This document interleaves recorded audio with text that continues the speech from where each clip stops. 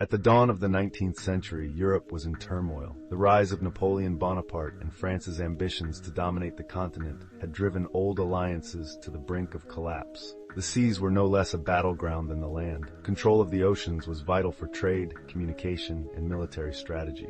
In this precarious world, Britain's Royal Navy stood as a bulwark against French ambitions, but they faced another threat, a coalition of neutral nations.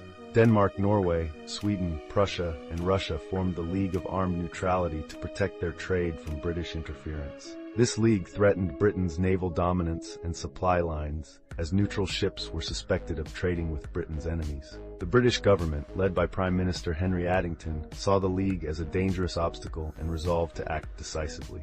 Denmark, with its strategic fleet and control of the Baltic Sea, became the prime target. In March 1801, Britain dispatched a fleet under Admiral Sir Hyde Parker, with Vice-Admiral Horatio Nelson as his second-in-command. Nelson, a hero of the Battle of the Nile, was known for his audacity, tactical genius, and willingness to defy orders. The British fleet was a formidable force of 20 ships of the line and smaller vessels, carrying thousands of sailors and heavy cannons. As they approached Copenhagen, they found the Danish fleet and coastal defenses ready. The Danes, though not as powerful as the British, were determined to fight fiercely. Their defenses included heavily armed ships, floating batteries, and fortified shore positions, formidable obstacles in the narrow, shallow waters. On April 2, 1801, the battle began. Nelson, leading the attack, divided his forces to strike hard and fast. His ships sailed into the harbor under heavy fire, grappling with shallow waters, crossfire, and hidden sandbanks. Explosions and cannon fire filled the air as the British fleet engaged the Danish defenders in a chaotic struggle. During the intense fighting, the British ships were battered, and confusion threatened their assault.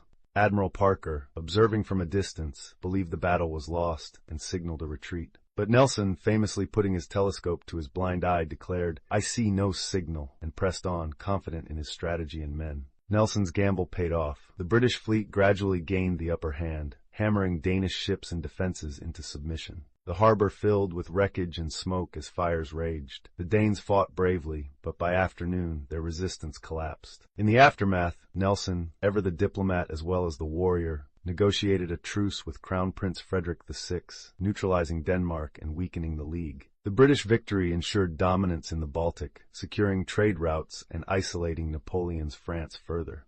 The Battle of Copenhagen was more than a victory. It showcased Nelson's daring and the Royal Navy's relentless power. In confined waters, skill, courage, and sheer willpower determined the outcome. The battle was a dramatic reminder of the lengths nations would go to control the seas and secure survival. Nelson's audacity became legend. His defiance in the face of retreat cemented his reputation as one of history's greatest commanders. The battle also signaled that neutrality, in a world of conflict, was a fragile stance.